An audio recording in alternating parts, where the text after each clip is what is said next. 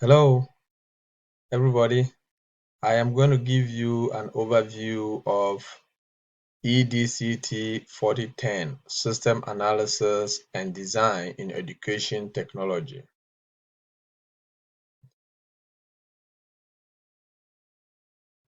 So the course description. Once you get into the Blackboard facility and click on the course, you go to Get Started and you have the course syllabus. The course syllabus comprises of all the information that student needs to succeed in this course, including grading and rubric. We have the course description. So this course is a computer-related course that describes the methodological framework for developing systems with combination of high quality information systems technology, people, and the use of data to support project requirements. So there are some materials. The course is flexible. Students are allowed to bring in outside sources, but that are credible. But I also provide a free resource that students can consult, which can be found on the Get Started Get Started page. So in the general class journal link, student can click on it and it will take them to a class journal or a mono link where each student can post their respective assignment or discussion. We will come back to the general class journal link. Let me take you through the course rubric. So the rubric is the rubric has this component. So we have a criteria. If you an excellent presentation is going to follow a specific instruction, and then the next is average, and when it is insufficiently provided, and the total points that is assigned. So each category has a point assigned to it. So that is it.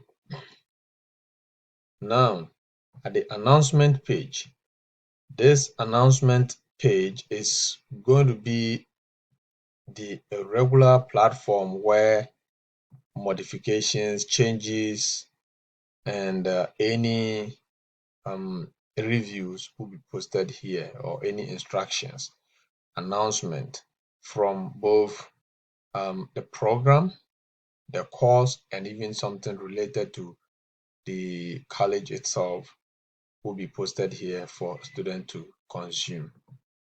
So over here, I have the course policy and instructions. This policy and instructions highlight on the requirement of the course, the definition, the kind of policies, the criteria, academic honesty, which includes plagiarism that student must desist from, and it is incumbent on each student to take critical note of any announcement that is posted here. Also, students will be able to participate in discussion through the discussion column. So if you click on discussion, the question is right here. So based on the question, you don't have to create a new forum. You just have to click on the question page and then you create a thread to respond to the question. So you read the question, you click on discussion, then you create a thread, And then once you create a thread, you will be able to see the question and then enter the model number or the discussion. If it is discussion 1, so you put in discussion 1 and then you put your response here on this particular page. Also, this course is designed such that in week 5, students will be asked to form groups, and the groups will be a group of not less than 3 and not more than 5, and they will be divided in 3 categories. We have group 1, 2, and 3 to discuss model 5 assignment or model 5 case study. There will be a case that each student or all students will participate. This class is designed in models. So model 1 demands students to introduce themselves. And this introduction will be done here and will also be pasted at the MonoLink platform. Then we have model 1 that talks about software development methodologies, model 2 selecting the best methodology for system development, and model 3 focuses on agile and user stories.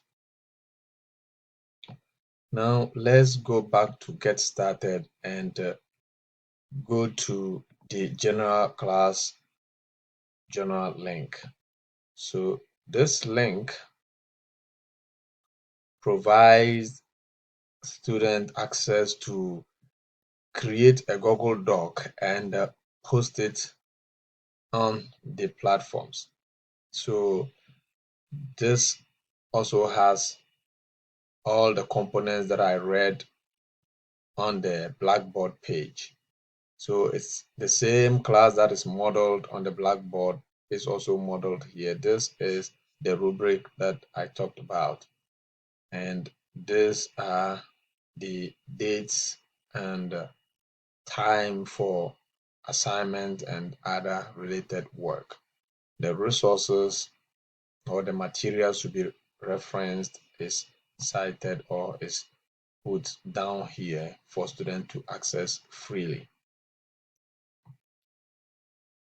So now students will also be able to go to their individual MonoLink through this MonoLink. So once you click on this MonoLink, it gives you access.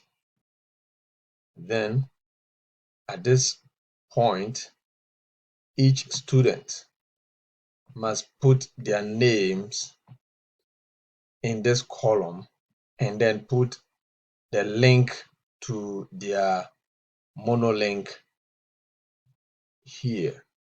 Make sure that your link is free to be commented on, or make sure that students are able to review and comment on your work.